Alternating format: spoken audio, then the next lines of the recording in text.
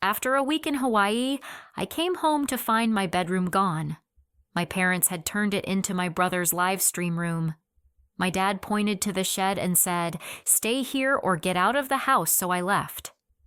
1 year later, my phone showed 33 missed calls from Mom and a text, "Where are you?" But let me start from the beginning. I'm Hannah, 23 years old, and I thought coming home from my graduation trip would be the start of my new chapter. Instead, I walked into my childhood house to find LED strip lights blazing where my bed used to be, professional cameras mounted on my old desk, and my 17-year-old brother Tyler grinning from behind a brand new gaming chair that cost more than my entire college textbook collection. The sight of my transformed bedroom hit me like a physical blow. Every trace of my existence had been erased and replaced with streaming equipment that probably cost thousands of dollars. My vintage band posters, my bookshelf filled with marketing textbooks, my childhood photos with friends all gone. In their place stood monitors, ring lights, and a backdrop with Tyler's gaming logo. My belongings were stuffed into black garbage bags lined up in the hallway like refuse waiting for pickup. 23 years of memories crammed into plastic sacks, as if my life meant nothing more than weekly trash. My hand shook as I opened the first bag to find my college diploma wrinkled at the bottom, my graduation cap crushed under a pile of old clothes. Mom appeared in the doorway, her face flushed with what I initially mistook for embarrassment, but quickly realized was defensiveness. She crossed her arms and lifted her chin in that stubborn way I remembered from childhood arguments. Dad stood behind her, his expression cold and resolute, like he was discussing a business transaction rather than displacing his own daughter. Tyler leaned back in his new chair, spinning slightly as he watched my reaction with obvious satisfaction.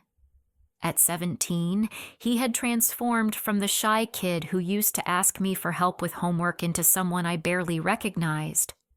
His hair was styled in that messy influencer look, and he wore expensive gaming headphones around his neck like a trophy. "Hannah, you need to understand." Mom began, her voice taking on that patronizing tone she used when she thought she was being reasonable. "Tyler's channel has 50,000 subscribers now. He's making real money from this. He needs the space, the proper setup, the professional environment." I stared at her, waiting for the part where this made sense, where displacing me became logical. The silence stretched until Dad stepped forward, his factory worker's hands gesturing impatiently toward the bags. "You're 23, Hannah. You graduated college. You should be independent by now anyway." His words carried the finality of a judge's verdict. "Tyler's our investment now. He's going to support us when we retire. This streaming thing is the future." The casual way he called Tyler an investment while treating me like an expense made my stomach turn. I had always known Tyler was their favorite, but I never imagined they would literally erase me from the family home for his benefit. "Where exactly am I supposed to live?" I managed to ask, my voice smaller than I intended. Dad jerked his thumb toward the back door. "The shed's got electricity. You can make it work temporarily, or you can figure out your own place. Your choice." As I processed this information, Tyler finally spoke up, his voice carrying that smug tone that had become his default setting since his follower count started climbing. "Don't take it personally, Hannah. It's just business. My subscribers expect quality content, and I can't deliver that sharing a house with someone who doesn't understand the industry." The dismissive way he said industry made me want to scream. He was talking about playing video games and yelling at a camera, not running a Fortune 500 company. I walked through the house in a daze, noting other changes I had missed in my initial shock. My high school graduation photo had been removed from the mantel, replaced by a framed screenshot of Tyler's most popular video. The family computer in the living room was gone, presumably moved to his new streaming setup. In the kitchen, I opened the refrigerator to find it stocked with energy drinks and the expensive organic snacks Tyler claimed boosted his gaming performance. The healthy groceries I had requested before my trip were nowhere to be seen. We had to prioritize Tyler's dietary needs, Mom explained when she caught me looking. His streaming schedule is very demanding. He needs proper nutrition to maintain his energy levels. The absurdity of her statement would have been funny if it wasn't so devastating. My brother, who had dropped out of high school to pursue what our parents once called a hobby, was now receiving royal treatment while I was being evicted to a garden shed. As I carried my bags to the backyard, I discovered another crushing detail. My furniture was gone, not moved to storage, not waiting in the garage, but completely absent. The bed I had slept in for 15 years, the desk where I had written my college essays, the dresser that had held my clothes since middle school all vanished. "We sold your furniture to help pay for Tyler's equipment," Dad said matter-of-factly when I asked. "It all worked out perfectly. The timing couldn't have been better." The timing. My week in Hawaii had been a graduation gift from my grandparents, a celebration of my marketing degree, and a chance to relax before starting my career. Now I realized it had been something entirely different for my parents, the perfect opportunity to erase me from their lives without witnessing my reaction. The cruelest discovery came when I found my personal items in the garbage bags, my photo albums from high school, my yearbooks, my collection of marketing textbooks that had cost me hundreds of dollars, all treated like worthless clutter. Some items were missing entirely, and when I asked about them, Mom's guilty expression told me everything I needed to know. "We had to make quick decisions about what to keep," she said, unable to meet my eyes. "Storage space is limited." Yet, somehow, Tyler's collection of action figures and gaming merchandise had been carefully preserved and displayed on new shelves in his streaming room. The double standard was so blatant it took my breath away. As evening approached, I stood in the backyard shed surrounded by garbage bags and camping equipment I had borrowed from the garage. The space smelled of fertilizer and motor oil. Spider webs decorated the corners, and the concrete floor felt cold even through my shoes. The final twist came when I overheard my parents on the phone with someone from our extended family. Mom's cheerful voice drifted through the thin walls as she described my supposed new apartment downtown, how proud they were of my independence, how well I was doing in my marketing career. Every word was a lie. They weren't just displacing me. They were rewriting history, creating a fiction where their betrayal became my choice.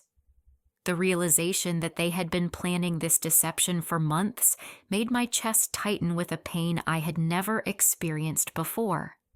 Rain began pattering on the shed roof, and I discovered the first of many problems with my new living situation. Water dripped steadily through several leaks, forcing me to position buckets and pots around my makeshift sleeping area. As I lay on an air mattress listening to the rhythmic dripping and Tyler's loud gaming sessions echoing from the house, I understood that my real education was just beginning. The first week in the shed taught me things no college course could have prepared me for. How to dress for job interviews while crouched behind garden tools and paint cans.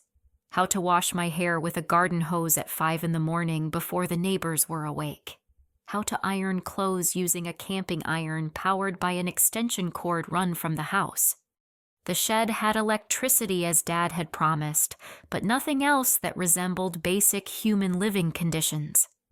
No insulation meant the temperature swung wildly between freezing at night and stifling during the day. No windows meant I relied on a camping lantern for light after sunset. No privacy meant every sound from the house reminded me of the life I had been exiled from. My routine became a careful choreography of survival. Wake before dawn to use the garden hose before anyone could see me.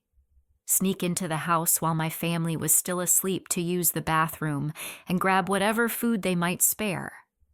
spend my days at the local library or coffee shop applying for jobs and trying to present myself as a competent professional despite my deteriorating circumstances.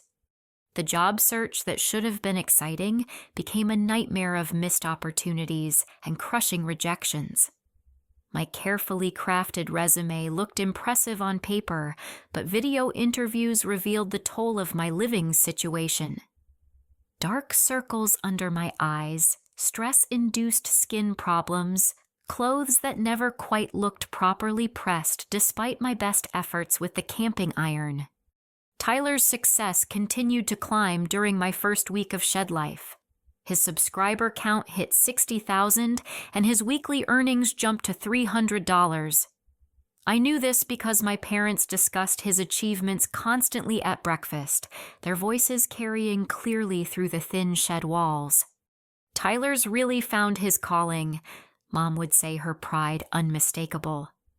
He has such a natural talent for engaging with his audience. Smart boy, Dad would agree. He saw the opportunity and seized it. That's what successful people do. The implied criticism of my situation was never stated directly, but hung in the air like smoke. If I was struggling, it must be because I lacked Tyler's vision and determination. If I was sleeping in a shed, it was probably because I hadn't tried hard enough to find alternatives. The $50 weekly rent Dad demanded for shed privileges felt like the final insult, but I paid it because homelessness seemed like the only alternative. $50 that could have gone toward a security deposit or proper interview clothes instead went to my parents for the privilege of living in their garden shed. My part-time job at the downtown coffee shop barely covered my expenses, even with the reduced overhead of shed living. Between rent, food, gas for job interviews, and the various personal care items I needed to maintain some semblance of professionalism, I had almost nothing left each week. The physical toll accumulated quickly. Cold, damp mornings triggered a persistent cough that grew worse each day. Sleeping on an air mattress on concrete left me with constant back pain that made it difficult to focus during interviews. Stress and poor nutrition caused my hair to become brittle and my skin to break out in ways it hadn't since my teenage years. My college friends tried to be supportive, but most were dealing with their own post-graduation struggles. Sarah was living with 3 roommates in a studio apartment. Jessica had moved back in with her parents in another state. Mike was working 2 part-time jobs while applying to graduate school. None of them had space or resources to help me escape my situation. The isolation was almost worse than the physical discomfort. Eating meals alone in the shed while hearing my family's conversations through the walls made me feel like a ghost haunting my former life. I would listen to them planning family activities, discussing Tyler's future, making decisions about home improvements that would benefit his streaming career. My job applications continued to yield nothing but automated rejection emails or deafening silence. I began to suspect that something was wrong with my contact information, but couldn't figure out what. My phone worked fine for outgoing calls, and my email address was correct on every application. The breaking point came during my second week when I collapsed at work during the afternoon rush. The combination of poor sleep, inadequate nutrition, and mounting stress finally overwhelmed my body. One moment I was taking an order for a caramel macchiato, and the next I was on the floor behind the counter, my manager calling for an ambulance while concerned customers looked on. The emergency room doctor diagnosed me with pneumonia brought on by prolonged exposure to cold and damp conditions. She was a middle-aged woman with kind eyes who seemed genuinely concerned when I explained my living situation. Sleeping in an unheated shed is dangerous, especially during cold snaps like we've been having, she said, writing me prescriptions for antibiotics and rest. Do you have somewhere else you can stay while you recover? When I called home from the hospital, Mom answered with obvious irritation. In the background, I could hear the sounds of preparation for some kind of celebration. "Hannah, this really isn't a good time," she said before I could explain where I was. "Tyler's doing a big interview with the local news station tomorrow, and we have a lot to get ready." "I'm in the hospital with pneumonia."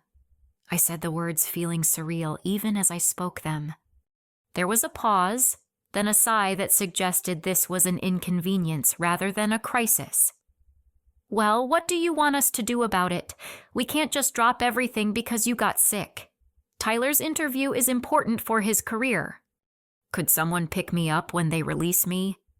"Hannah, we're really busy with interview prep. Can't you take a bus or call a friend?"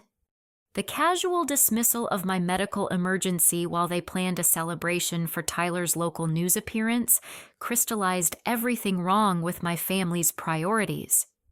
I hung up and called an expensive rideshare service, watching my limited savings dwindle further as the medical bills began arriving. When I returned to the house that evening, feverish and exhausted from my hospital visit, I found our street lined with news vans and neighbors gathered on lawns to catch a glimpse of the local celebrity in their midst.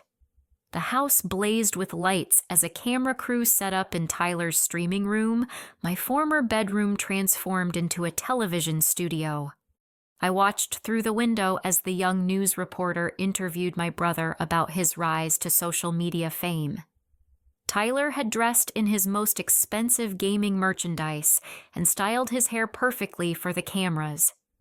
He spoke confidently about his content strategy, his engagement with fans, and his plans for expanding his brand.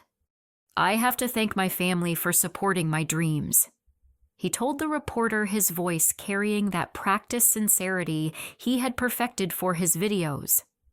"Especially my sister Hannah, who moved to New York City to chase her own dreams in marketing.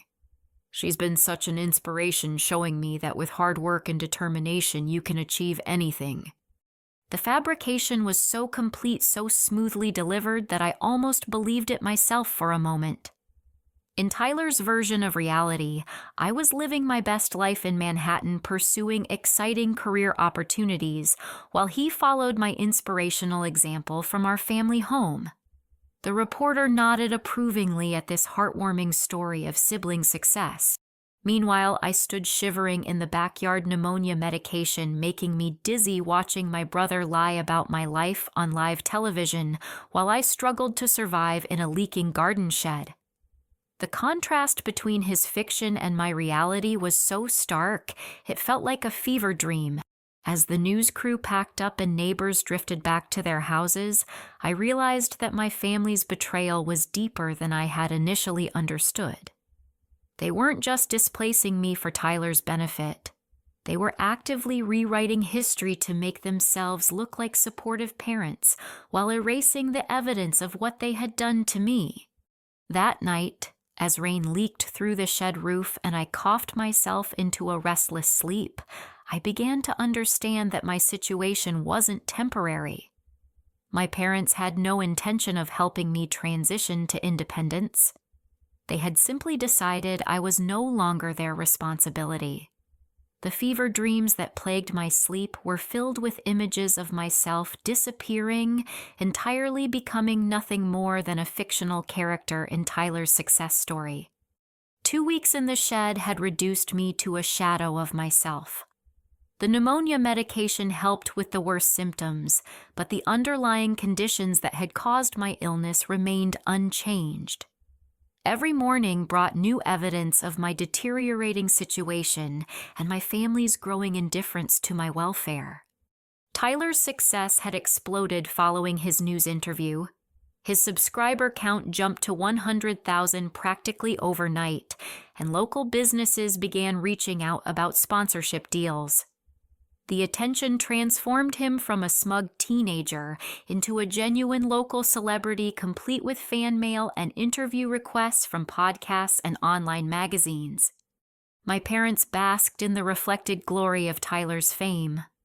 Mom started mentioning him in every conversation with neighbors and friends, describing his business acumen and marketing genius with the same pride she had once reserved for my academic achievements. Dad began working overtime to fund additional equipment upgrades, convinced that Tyler's success would eventually support the entire family. The celebration party they threw for reaching the 100,000 subscriber milestone felt like a personal insult designed specifically to torment me. They invited extended family neighbors and Tyler's online friends for a backyard barbecue that took place mere feet from my shed dwelling. I spent the day hiding inside, listening to the sounds of laughter and congratulations while struggling with fever and exhaustion. Through the thin walls, I heard relatives praising Tyler's entrepreneurial spirit and asking about my supposed success in New York.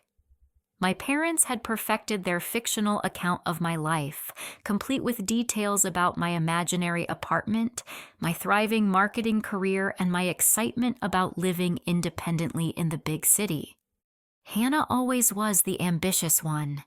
Aunt Patricia said, her voice carrying clearly through the shed wall. "I'm so proud of how both kids turned out. You raised them right." The irony of her praise while I lay sick and homeless just yards away was almost unbearable. My parents had created such a convincing narrative about my success that even family members who genuinely cared about me believed I was thriving while I was actually dying. My work situation became increasingly precarious as my illness affected my performance. The coffee shop manager was sympathetic, but practical, explaining that customer service required energy and presence I could no longer maintain. My hours were cut from 25 per week to 15, reducing my already inadequate income even further. The shed rent remained non-negotiable despite my reduced earnings.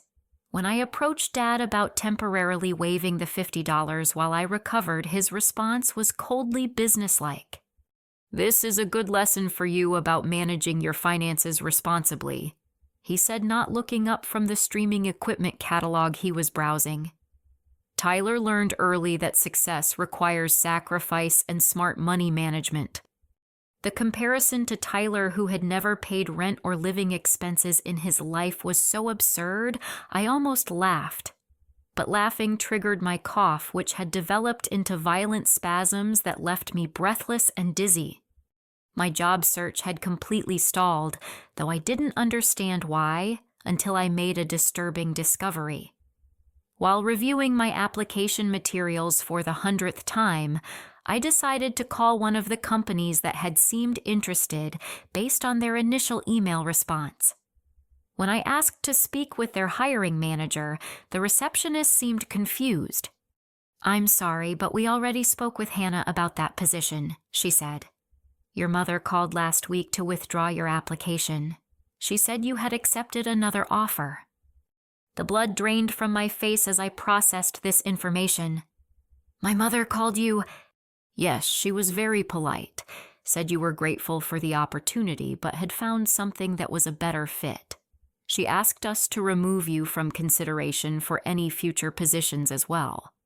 I hung up and immediately called 3 other companies where I had submitted applications. The story was the same at each one. My mother had contacted them to withdraw my candidacy, claiming I had found employment elsewhere and was no longer seeking opportunities. The systematic sabotage of my job search was more devastating than any physical hardship I had endured. My parents weren't just passively allowing my situation to deteriorate. They were actively preventing me from escaping it. Every day I spent unemployed and dependent validated their narrative that I lacked Tyler's drive and capability. When I confronted Mom about the phone calls, her defense was a masterpiece of twisted logic. "I was protecting your reputation," she said, stirring something on the stove without meeting my eyes. "You've been sick. You're not in any condition for job interviews. Better to maintain professional relationships for when you're feeling better." "Those were my decisions to make," I said, my voice shaking with anger and disbelief. "You're not thinking clearly right now. The stress has affected your judgment. I'm your mother. It's my job to look out for your best interests." The gaslighting was so complete, so smoothly delivered that I almost questioned my own perception of events. She had destroyed my employment prospects while framing it as maternal concern sabotaged my independence while claiming to protect my reputation. That evening brought the cruelest twist yet. Tyler was preparing for another interview this time with a popular gaming podcast that would introduce him to an even larger audience.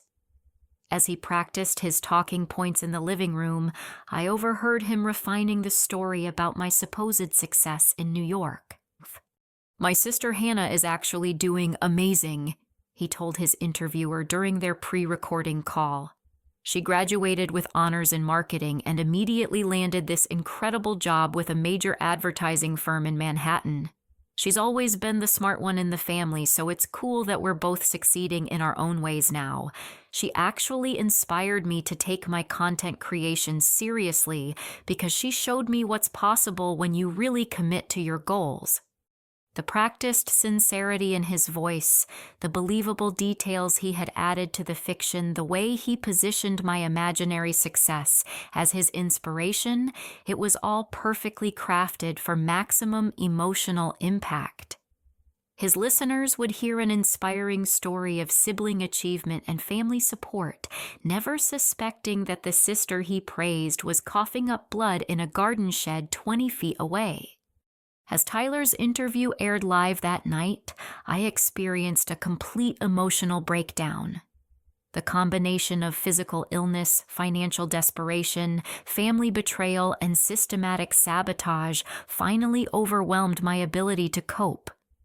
I found myself sobbing uncontrollably in the cold shed, my cries muffled by the sounds of Tyler's increasingly confident voice describing our wonderful family dynamic to thousands of strangers. The breakdown lasted hours, waves of grief and rage washing over me until I was too exhausted to cry anymore. When the emotional storm finally passed, I was left with a clarity I had been avoiding for weeks. My family hadn't just displaced me temporarily, they had erased me completely. In their minds, I had ceased to exist as anything more than a fictional character in Tyler's success story. The next morning, as I gathered my meager possessions and what remained of my strength, I made a decision that would change everything. If my parents wanted to tell everyone I had moved away to pursue my dreams, I would make their lie into truth. But not in the way they expected, and certainly not for their benefit. I left a single note on my parents' kitchen table. "Since you've told everyone I moved away to be successful, I'm making it true. Don't expect me to play the supporting character in Tyler's story anymore." As the morning bus pulled away from my hometown, I watched the house where I had grown up disappear in the distance, taking with it 23 years of memories and the naive belief that family love was unconditional. I had no idea where I was going or how I would survive, but I knew with absolute certainty that I would never again accept treatment that denied my basic human dignity. The girl who had returned from Hawaii just 3 weeks earlier had believed in family loyalty and parental love. The woman leaving on that bus had learned that sometimes the people who are supposed to protect you are the ones you need protection from. And sometimes the only way to save yourself is to walk away from everything you thought you knew about home. The Greyhound bus to Denver represented everything I had left in the world: $237 from selling my laptop and jewelry, a duffel bag containing my remaining clothes, and Jessica's address scrawled on a piece of paper. My college roommate had moved to Colorado after graduation for a marketing internship, and she was the only person I could think of who might help me without asking too many questions. The 12-hour journey gave me time to process what I had left behind. Every mile of highway between my hometown and my uncertain future felt like shedding another layer of the person I had been. The Hannah who had believed in family loyalty and unconditional parental love was disappearing with the landscape outside my window. Jessica's studio apartment in a converted warehouse near downtown Denver was smaller than my former bedroom, but it felt like a palace compared to the shed. When she opened the door and saw my condition, her expression shifted from surprise to concern to barely contained anger. "What happened to you?" she asked, pulling me inside and immediately setting up her couch with pillows and blankets. "You look like you haven't eaten in weeks." I told her everything while she made soup and tea, watching her face cycle through disbelief, horror, and fury as my story unfolded. Jessica had always been direct and practical qualities that made her an excellent friend and a fierce advocate when someone she cared about was being mistreated. "Your parents are insane," she said when I finished. "Who does that to their own child? And the lying about it makes it even worse." Having someone validate my experience felt like receiving oxygen after nearly suffocating.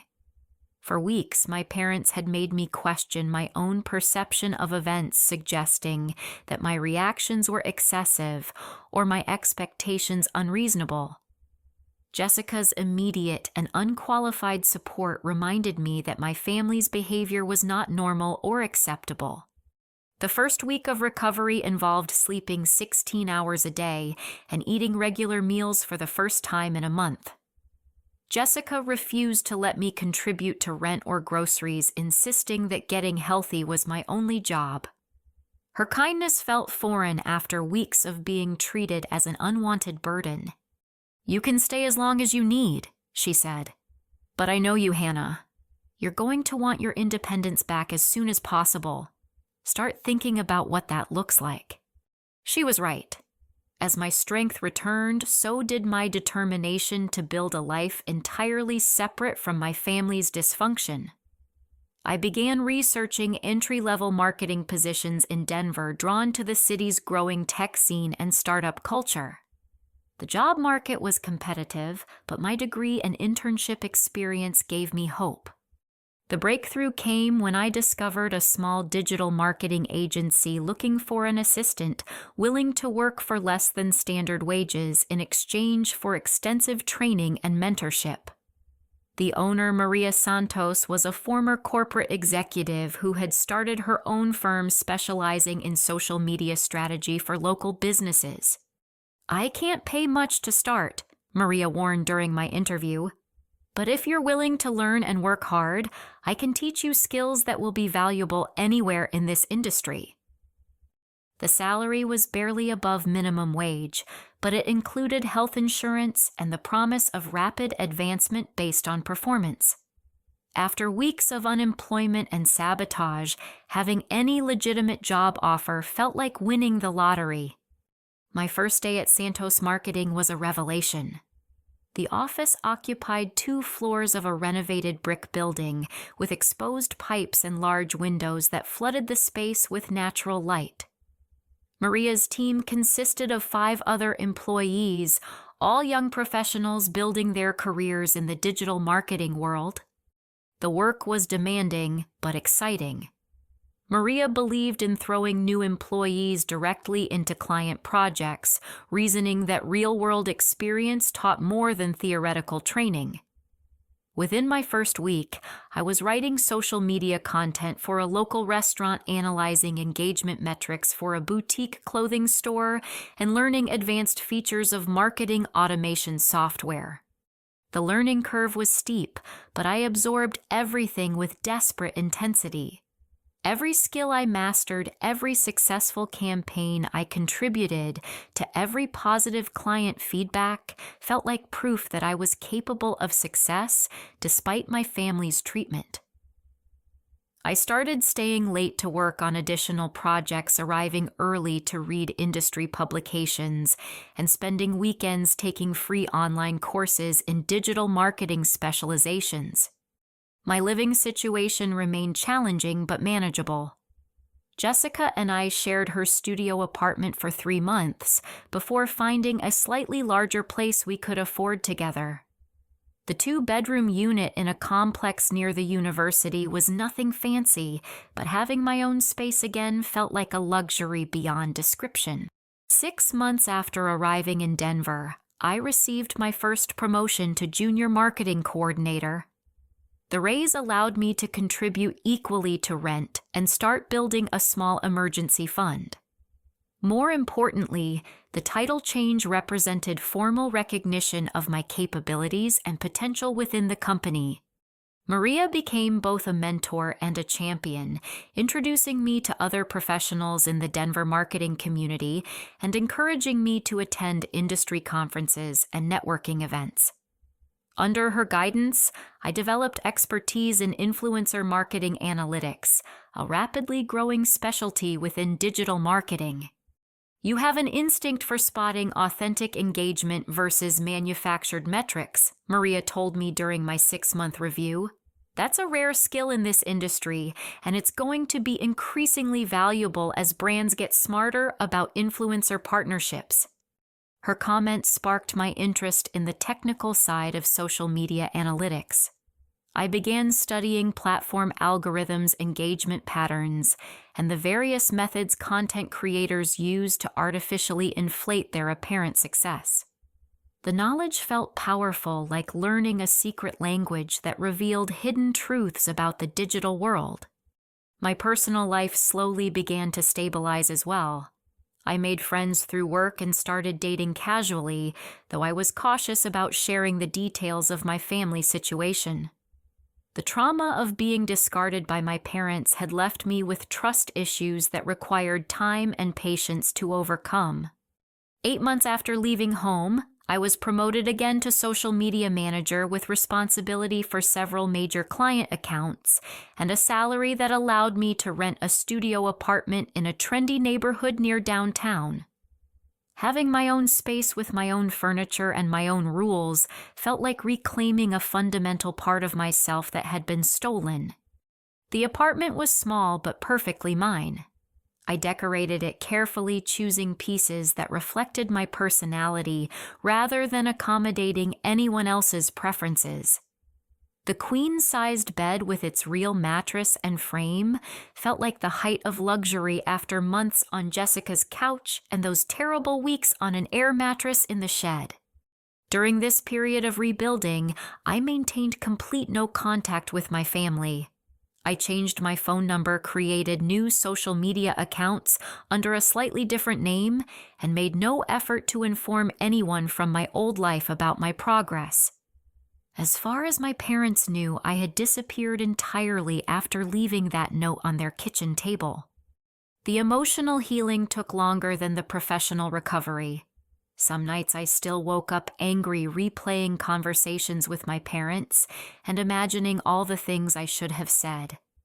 Other nights brought dreams about Tyler's streaming room, vivid nightmares where I was trapped in the shed forever while my family celebrated his success just out of reach. Therapy helped me process the complex emotions around my family's betrayal. Dr. Sarah Kim, a specialist in family trauma, helped me understand that my parents' behavior represented a profound failure of their fundamental responsibilities, not a reflection of my worth as a person. What they did to you was a form of psychological abuse, she explained during one of our sessions. The displacement, the lies, the sabotage of your employment, it was all designed to maintain control and avoid accountability for their choices. Your decision to leave was an act of self-preservation, not abandonment. Her validation of my experiences continued the healing process that Jessica had begun. Slowly, I learned to trust my own perceptions again and to believe that I deserved basic respect and consideration from the people in my life. As my first year in Denver approached, I had built a life that exceeded my expectations when I fled my hometown. I had meaningful work that utilized my skills and provided growth opportunities. I had genuine friendships based on mutual respect rather than family obligation. I had financial independence and personal autonomy that I had never experienced while living under my parents' roof. Most importantly, I had learned that I was capable of creating my own success without my family's support or approval. Every achievement felt more meaningful because I had earned it entirely through my own efforts, without the safety net of parental resources or connections. But as I settled into my new life, I couldn't completely escape curiosity about what was happening back home. Late at night, when I couldn't sleep, I sometimes found myself wondering about Tyler's continued streaming success and my parents' financial situation. I told myself it was simple human curiosity, but part of me suspected that my story with my family wasn't completely finished. The digital marketing skills I had developed would soon provide me with tools to satisfy that curiosity in ways I never could have imagined. And what I discovered would set the stage for a confrontation that had been building since the day I walked out of that shed and decided to reclaim my life. My promotion to senior social media manager at Santos Marketing came with access to advanced analytics tools that most people never see. Professional-grade software that could analyze engagement patterns, identify bot traffic, and track the authenticity of social media growth across multiple platforms. I had become an expert in distinguishing genuine influence from manufactured popularity skills that major brands paid premium rates to access. It was during a routine analysis of influencer fraud trends that I decided to examine Tyler's metrics out of professional curiosity. I told myself it was simply practice with the new software, a way to test my analytical skills on a subject I knew personally. But truthfully, I needed to understand the scope of his success and my parents' investment in his career. What I discovered was staggering in its implications. Tyler's subscriber count had continued growing and now approached 200,000 across his primary platform, with additional followers on secondary social media accounts. His content appeared to generate thousands of likes and comments within hours of posting. His sponsorship deals had expanded to include major gaming companies and energy drink brands. To casual observers, he appeared to be a legitimate influencer success story. But advanced analytics revealed a different truth entirely. The sophisticated software I was using could trace engagement patterns, identify bot networks, and analyze the authenticity of social interactions in ways that platform algorithms were just beginning to understand. Tyler's engagement was largely artificial. Approximately 60% of his subscribers were purchased accounts' inactive profiles and bot networks designed to inflate follower counts. His comment sections were populated by automated responses and fake accounts using stolen profile images. His apparent viral moments were coordinated campaigns of purchased engagement designed to trigger platform algorithms and create the illusion of organic popularity. The sophistication of the fraud was impressive and expensive. Someone had invested thousands of dollars in high-quality bot networks and engagement manipulation services. This wasn't amateur-hour fake follower purchasing. This was professional-grade social media manipulation that would have fooled most brands and sponsors. My parents had taken out a second mortgage on the house to fund Tyler's equipment upgrades and marketing campaigns. But instead of investing in legitimate content creation and audience building, they had essentially purchased a massive lie that was now generating real money through sponsorship deals with companies that believed Tyler's metrics were genuine. The ethical implications were staggering. Tyler was defrauding sponsors by misrepresenting his reach and influence. Brands were paying premium rates for access to an audience that largely didn't exist. The entire foundation of his success was built on deception that could collapse at any moment.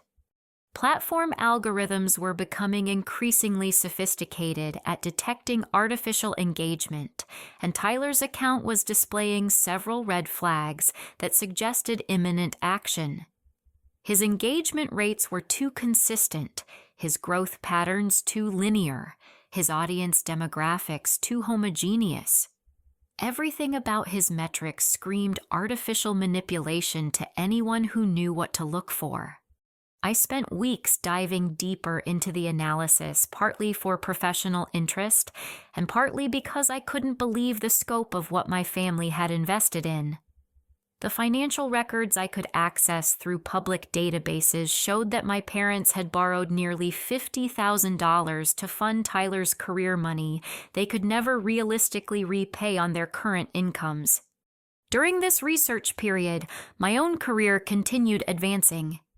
Santos Marketing had grown significantly, and Maria offered me a partnership track position with equity in the company. My expertise in influencer fraud detection had become one of our most valuable services with major brands, specifically requesting my analysis before signing sponsorship deals. "You've developed a reputation in the industry," Maria told me during my annual review. "Companies trust your work because you're thorough and ethical. That combination is rare in this field." The irony wasn't lost on me that I had become an expert in detecting exactly the kind of fraud my brother was perpetrating. My skills had been sharpened by legitimate training and real-world experience, while his apparent success was built entirely on purchase deception. My personal life had also stabilized in ways I couldn't have imagined during my darkest moments in the shed. I was dating someone wonderful, a software engineer named David, who shared my love of hiking and cooking elaborate meals on weekends. My friendships were deep and genuine, built on shared interests and mutual respect, rather than family obligation or childhood proximity. The studio apartment had evolved into a one-bedroom in a building with downtown views and a fitness center. I had furniture I had chosen myself, art that reflected my tastes, and a kitchen stocked with ingredients for the cooking hobby I had developed during my recovery period. Financial security felt like the greatest luxury of all. My emergency fund contained enough money to survive several months without income, a safety net that provided peace of mind I had never experienced while dependent on my parents. My retirement account was growing steadily, and I was considering purchasing my own place within the next few years. But the most significant change was internal. I had learned to trust my own judgment, to set boundaries with people who tried to manipulate me, and to recognize my own worth independent of other people's opinions or approval. The woman who had accepted sleeping in a shed to maintain family peace no longer existed. It was during this period of professional and personal success that I received the phone call that would change everything. Maria had been contacted by one of the major social media platforms about a consulting contract related to influencer fraud detection and platform integrity initiatives. "They want to hire us to develop better algorithms for identifying fake engagement," she explained. "It's a huge contract, and they specifically asked for you to lead the technical analysis." The platform in question was Tyler's primary venue for content creation. The contract would give me direct input into the algorithms used to detect and penalize artificial engagement. I would essentially be helping to build the systems that would identify and eliminate exactly the kind of fraud that had built Tyler's career. The ethical considerations were complex. On one hand, helping platforms combat influencer fraud was legitimate work that protected brands and genuine content creators from deception. On the other hand, I knew that my involvement would likely result in my brother's account being identified and penalized for violations I had already documented. I accepted the contract. The decision wasn't motivated by revenge, though I won't pretend that justice didn't factor into my thinking. Primarily, it was about professional integrity and the opportunity to make a meaningful impact on an industry problem that affected countless creators and businesses. But as I began work on the platform's fraud detection systems, I couldn't ignore the personal satisfaction of knowing that my expertise would help expose the lies that had been told about our respective successes. Tyler's fictional narrative about inspiring each other's achievements would soon collide with the reality that his career was built on deception, while mine was founded on legitimate skills and ethical practices. The girl who had been discarded for not understanding Tyler's industry had become an expert who could expose everything wrong with that same industry. The irony was delicious, but the real satisfaction would come from knowing that truth and authenticity would ultimately prevail over manipulation and fraud. As I dove into the technical work of building better fraud detection algorithms, I prepared myself for the inevitable moment when my family's house of lies would collapse.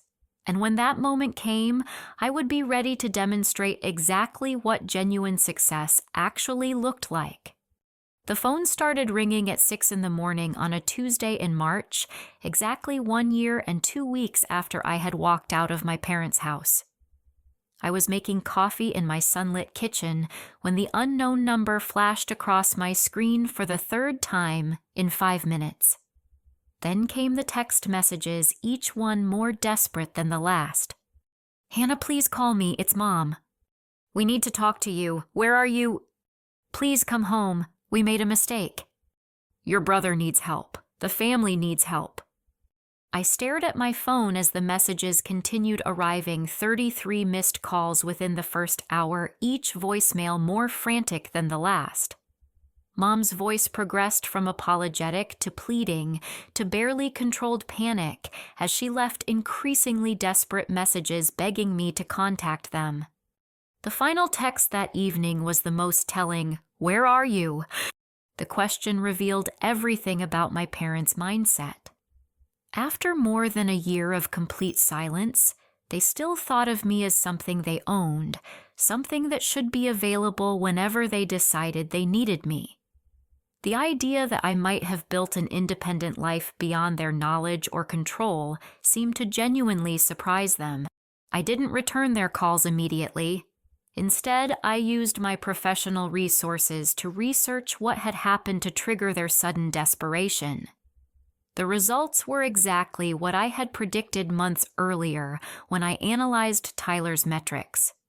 His primary social media account had been suspended for fraudulent activity along with his secondary platforms.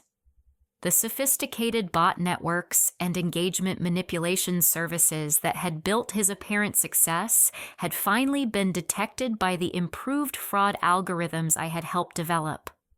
Tyler's entire online presence had vanished overnight, taking his income and reputation with it. But the collapse of Tyler's fake career was only the beginning of my family's problems. The sponsorship deals he had signed were being investigated for fraud. Brands that had paid premium rates for access to his supposedly authentic audience were discovering that they had been systematically deceived. Several companies were pursuing legal action to recover their payments and damages. The financial implications were catastrophic. My parents had borrowed $50,000 against the house to fund Tyler's equipment and marketing campaigns. Those monthly payments had been manageable when Tyler was earning several $1,000s per month through sponsorships. But with his income eliminated and legal bills mounting, they faced immediate foreclosure proceedings. Tyler himself had apparently suffered a complete psychological breakdown. According to social media posts from former classmates that I tracked down, he had become a recluse who rarely left the house. The confident young influencer who had dismissed me as someone who didn't understand his industry had discovered that his industry was built entirely on lies he could no longer maintain. Dad's health had deteriorated under the stress of financial catastrophe and family crisis. Multiple credit cards had been maxed out, trying to maintain the household expenses that Tyler's income had previously covered. Medical bills from stress-related health problems were adding to their debt burden. But perhaps the most devastating revelation was that my parents' lies about my supposed success had finally been exposed. Aunt Patricia, who had always been the family's unofficial financial safety net, had attempted to contact me directly to offer support during what she assumed were challenging economic times for young professionals. When her letters to my supposed New York address were returned as undeliverable, she began investigating. Phone calls to my parents seeking my contact information yielded contradictory stories and obvious lies. Eventually, she hired a private investigator who discovered that no one named Hannah with my last name had ever lived at the Manhattan address my parents had been providing. The confrontation between Aunt Patricia and my parents had been explosive.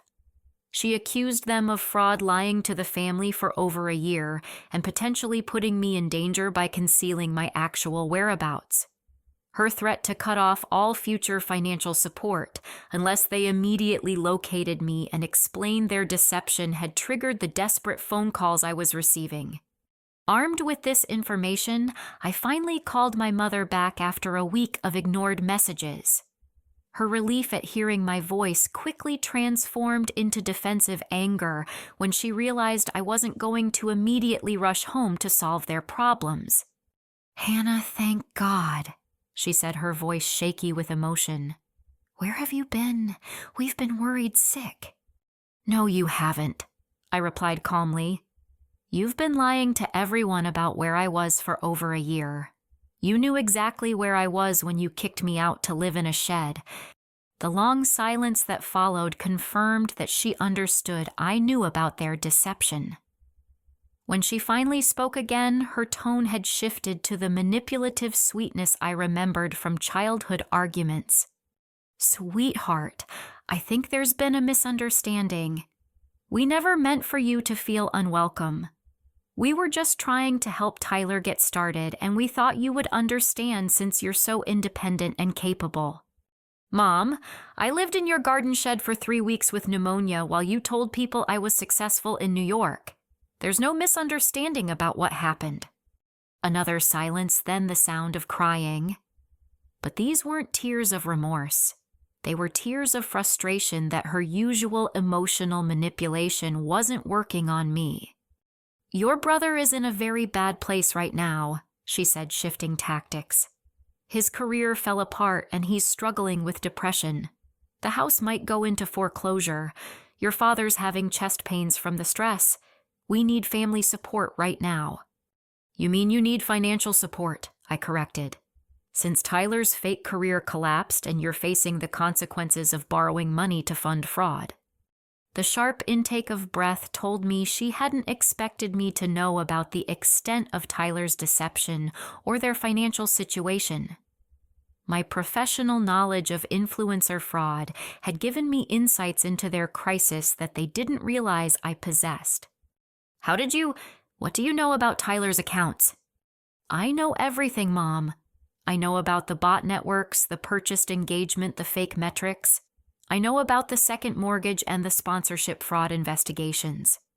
I know that Aunt Patricia hired a private investigator when your lies about my location started falling apart." The conversation continued for over an hour with Mom cycling through every emotional manipulation technique she had ever used on me. Guilt about abandoning family during crisis, shame about not forgiving past mistakes, fear about what would happen to Tyler and Dad without my help, anger about my supposed selfishness and ingratitude. But the woman who had accepted sleeping in a shed to keep the peace no longer existed. I listened to her manipulations with the detached interest of someone observing a psychological case study. Every technique was familiar, but none of them affected me emotionally. "I'm sorry you're facing these problems," I said when she finally ran out of arguments. "But they're consequences of choices you made. You chose to displace me for Tyler's benefit. You chose to lie to everyone about what you had done. You chose to invest borrowed money in building his career on fraud. Those were your decisions, and now you're experiencing the results." "But we're family," she said, her voice breaking with genuine desperation now. "Family helps each other. Family forgives mistakes. Real family doesn't kick their children out to live in sheds, I replied. Real family doesn't lie about their children's lives to cover up abuse. Real family doesn't sabotage their children's employment opportunities. What you're describing isn't family. It's conditional support that only flows one direction. The call ended with her begging me to at least visit so we could discuss the situation in person. I agreed not because I felt obligated to help them, but because I was curious to see the full scope of their collapse and to deliver my final message in person. As I booked a flight back to my hometown for the first time in over a year, I reflected on how completely the power dynamic had shifted. The parents who had once controlled every aspect of my life were now desperate for my help. The brother who had dismissed me as irrelevant to his industry success was now facing the consequences of building that success on lies. And the daughter who had once begged for acceptance and approval from her family no longer needed anything from them at all. I was returning not as a supplicant seeking reconciliation, but as an independent adult who had built her own life and could choose her own level of involvement with people who had forfeited their right to unconditional loyalty. The girl who had left in defeat was returning in triumph. But unlike Tyler's artificial success, my achievements were built on genuine skills, ethical practices, and authentic relationships. And unlike my parents' temporary sense of control through manipulation, my independence was permanent and unassailable. The confrontation that awaited would be their last opportunity to demonstrate whether they had learned anything from the consequences of their choices. But regardless of their response, I already knew exactly how this story would end. I had won not through revenge or manipulation, but by refusing to accept treatment that denied my fundamental human dignity. And that victory could never be taken away from me no matter what happened next. The house looked smaller than I remembered as I pulled my rental car into the driveway. The lawn was overgrown, paint was peeling from the shutters, and Tyler's expensive gaming equipment was piled on the front porch with "for sale" signs taped to various items. The visible signs of financial distress told the story of my family's collapse more clearly than any explanation could have provided. Mom opened the door before I could knock, her appearance shocking me despite my mental preparation. She looked like she had aged 5 years in the 12 months since I had seen her. Gray streaks ran through her hair, deep lines creased her face, and her clothes hung loose on a frame that suggested stress-induced weight loss. "Hannah," she whispered, reaching for a hug that I politely deflected with a handshake. The interior of the house revealed the full scope of their financial catastrophe. Furniture was missing, presumably sold to cover expenses. The expensive appliances Tyler had demanded for his streaming nutrition plan were gone. Even family photos had been removed from walls, leaving faded rectangles that marked where they had hung for decades. Dad appeared from the kitchen, moving slowly and looking far older than his 52 years. The chest pains Mom had mentioned were evidently serious, judging by his careful movements and the prescription bottles visible on the counter. "Hannah," he said, his voice lacking any of the authority it had once carried. "Thank you for coming." The absence of his former arrogance was striking.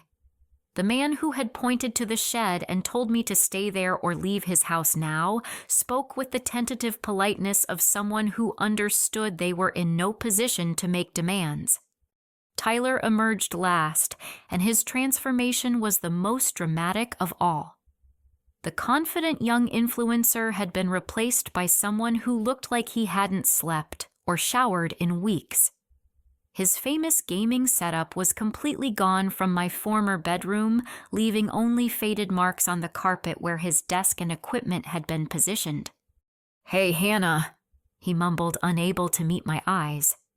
We sat in the living room where I had spent countless childhood evenings, now furnished only with folding chairs and a card table. The family home that had once seemed so permanent and secure felt like a stage set being dismantled after a failed production.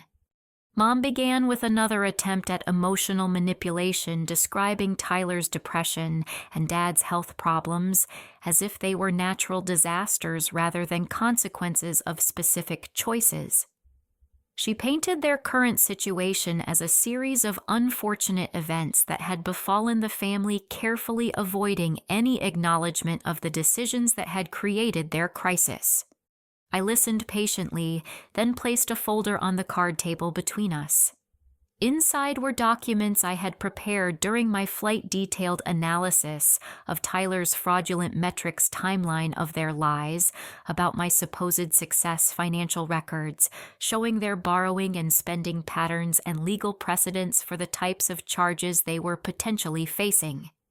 "Before we discuss anything else," I said, opening the folder, "I need you to understand exactly what you're dealing with. Tyler's entire career was built on fraud. He purchased fake subscribers, artificial engagement, and bot networks to deceive sponsors into paying for access to audiences that didn't exist. That's not just unethical, it's illegal." Tyler's face flushed red as I laid out the evidence of his deception. The sophisticated analysis I had conducted revealed the scope of his artificial success in terms that even he couldn't deny or minimize. "You invested $50,000 in borrowed money to build a career based on lies." I continued addressing my parents. "You displaced me from my home to support fraud. You lied to family and friends for over a year to cover up what you had done. And when I tried to find legitimate employment, you sabotaged my efforts to maintain your narrative." Dad started to interrupt, but I held up my hand to stop him. "I'm not here to argue about what happened," I said firmly. "I'm here to tell you what's going to happen next." I pulled out a second set of documents, a settlement agreement I had drafted with the help of an attorney friend in Denver. The terms were non-negotiable and designed to address both the practical and emotional aspects of their betrayal. "First, you're going to file a police report acknowledging that you used my personal information to open credit accounts without my permission during my absence. The damage to my credit score needs to be formally documented and reversed." This was news to them, judging by their expressions of confusion and growing alarm. During my research into their financial situation, I had discovered several credit inquiries and applications made using my social security number and personal information. The credit damage was minimal since the applications had been denied, but the attempt itself was identity theft. "Second, you're going to write a formal apology letter to every family member and friend you lied to about my supposed success in New York.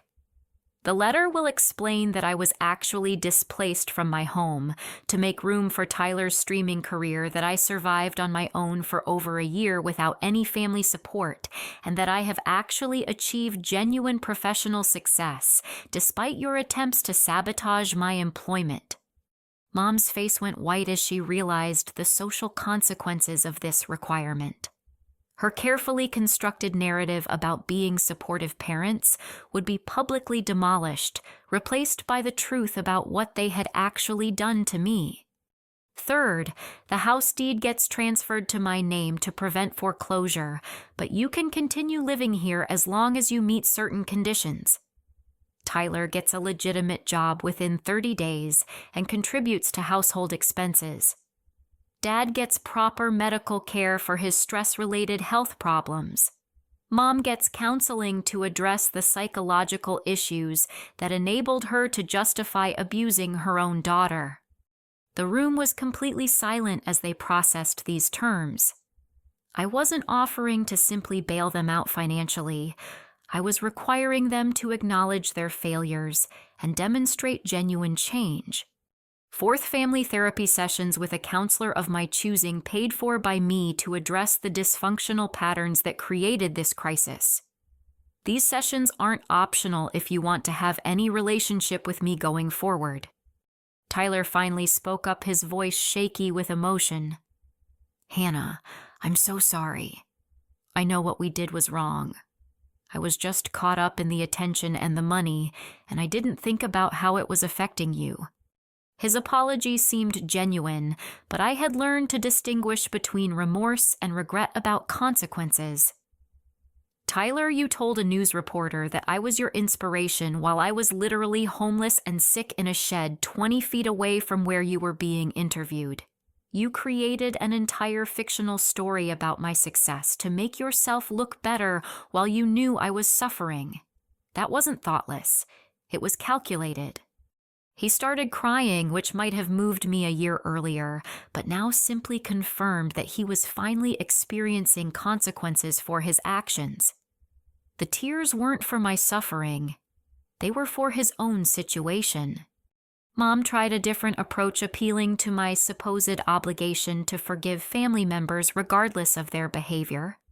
But the woman who had accepted sleeping in a shed to preserve family harmony no longer existed. "I'm not interested in unconditional forgiveness," I told her. "I'm interested in changed behavior and genuine accountability.